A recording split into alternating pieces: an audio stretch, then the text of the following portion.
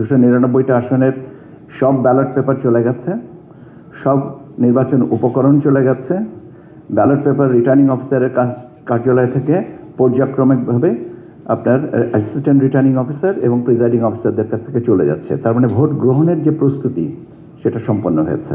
Vote হওয়ার কথা 299টা, একটা আসনে আমাদের একজন প্রার্থী ইন্তেকাল করার কারণে ওটাকে স্থগিত, মানে ওটা বাতিল করা হচ্ছে, এটা পরবর্তীতে হবে।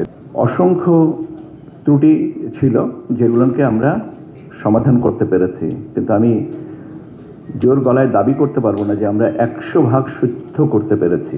সেন্টারের 400 গজের ভিতরে এই সেলফোন নিয়ে আসা যাবে না, যে এই জিনিসটাকে আমরা প্রত্যাহার করব, এবং আজকে আমাদের এই ধরনের প্রস্তাবনাটা, নির্দেশনাটা চলে যাবে। নির্বাচনকে সুষ্ঠু, সুন্দর, গ্রহণযোগ্য, অর্থবহ করার জন্যে বিভিন্ন পর্যায়ে দায়িত্ব গ্রহণ করে, দায়িত্বগুলোকে একটা একটা করে সমন্বিত করে।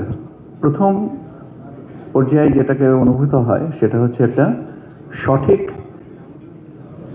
ভোটার তালিকা, এবং সঠিক ভোটার তালিকা প্রস্তুত করার যে প্রয়োজনীয়তাটা কতটুকু ছিল সেটা আমরা যখন এই ভোটার তালিকাটা তৈরি করলাম তখনই দেখলাম যে অসংখ্য ত্রুটি ছিল যেগুলোকে আমরা সমাধান করতে পেরেছি, কিন্তু আমি জোর গলায় দাবি করতে পারবো না যে আমরা 100% শুদ্ধ করতে পেরেছি।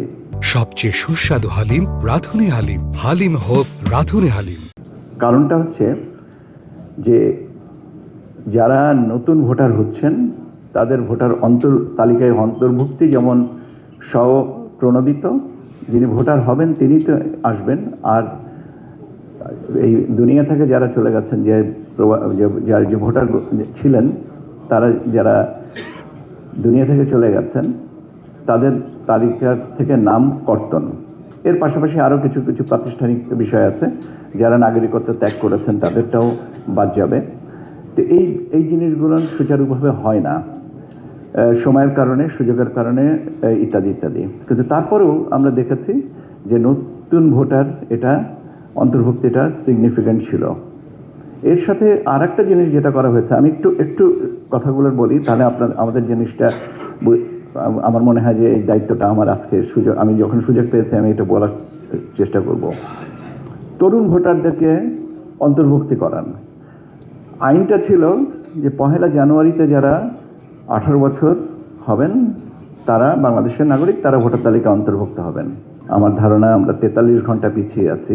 43 ঘন্টা পরেই আমাদের ভোটে আমরা এবার 2টো ব্যালটে ভোট দিব।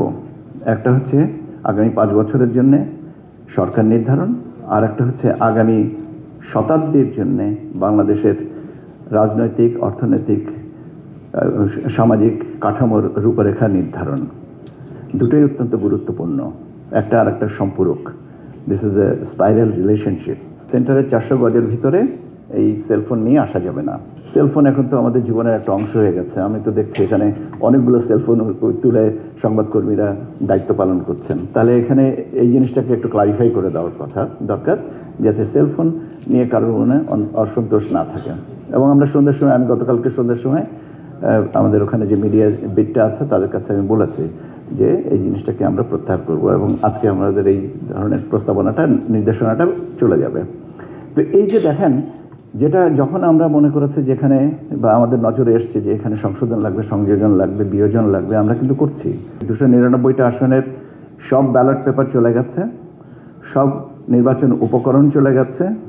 ব্যালট পেপার রিটার্নিং অফিসারের কার্যালয় থেকে পর্যায়ক্রমিকভাবে আপনার অ্যাসিস্ট্যান্ট রিটার্নিং অফিসার এবং প্রিজাইডিং অফিসারদের কাছ থেকে চলে যাচ্ছে। তার মানে ভোট গ্রহণের যে প্রস্তুতি সেটা সম্পন্ন হয়েছে। ভোট হওয়ার কথা 299টা, একটা আসনে আমাদের একজন প্রার্থী ইন্তেকাল করার কারণে ওটাকে স্থগিত, মানে ওটা বাতিল করা হচ্ছে, এটা পরবর্তীতে হবে।